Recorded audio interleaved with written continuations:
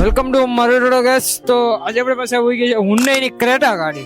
એમાં આપણે CNG done કરી દીધું છે. કઈ કીટ લાગેલી એ પણ તમને દેખાડું. ચાલો હું તમને દેખાડું કે કઈ કીટ આપણે ઇન્સ્ટોલ કરેલી છે. આમાં હે બુસ્ટની સિક્વન્શિયલ કીટ ઇન્સ્ટોલ કરેલી છે. હે બુસ્ટનું આમાં આપણે રિડ્યુસર નાખેલું છે, સોલોનેટ વાલ્વ છે, પ્રેશર મીટર છે, એટલે કમ્પ્લીટ આપણે જે કંપની હોલ આપે છે એ જ હોલમાં ઇન્સ્ટોલ કરેલું છે. એ પણ તમને દેખાડ દઉં. અહીં જે કંપનીએ હોલ આપેલો છે એ જ હોલમાં આપણે ઇન્સ્ટોલ કરેલું છે. અને આપણે હે બુસ્ટનો ફિલિંગ હોલ પણ અહીંયા લગાડેલો છે. એ પણ તમને કંપનીના હોલમાં જ ફિટ કરેલો છે. તમે પ્રોપર તમે જોઈ શકો સીએનજી ફિટિંગ કે કંપની ફિટિંગ જેવું જ આપણે વર્ક કરેલું છે. આપણું મેપ સેન્સર રહેવાનું છે. અને અહીં આપણે ઇન્જેક્ટર રેલ ઇન્સ્ટોલ કરેલી છે હે બુસ્ટની જ.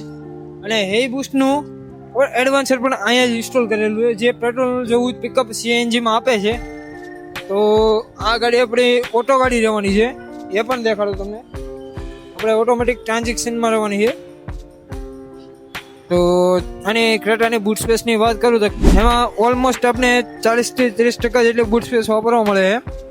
12 kgનો બોલ ટેન્ક ઇન્સ્ટોલ કર્યા પછી અને પ્રોપર કેનવાસ બેલ્ટ સાથે આપણે વર્ક કરેલું છે. આ આપણું કેનવાસ બેલ્ટ છે બે બાજુ.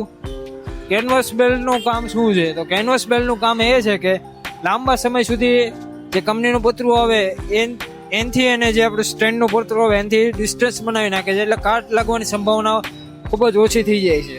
અને આ ગાડીમાં સ્પેર વ્હીલ આપણે કંપની પોઝિશનમાં રાખેલું છે નીચેની બાજુ, અને ટેન્ક આપણે ઉપર ઇન્સ્ટોલ કરેલો 12 kgનો. જો તમારી પાસે પણ હુન્ડાઈની કોઈ પણ ગાડી હોય, હુન્ડાઈની વેન્યુ હોય, ક્રેટા હોય કે i20 હોય, એને સીએનજી કરવા માંગતા હોય તો અવશ્ય મુલાકાત લો મારી ટોટો ગેસ.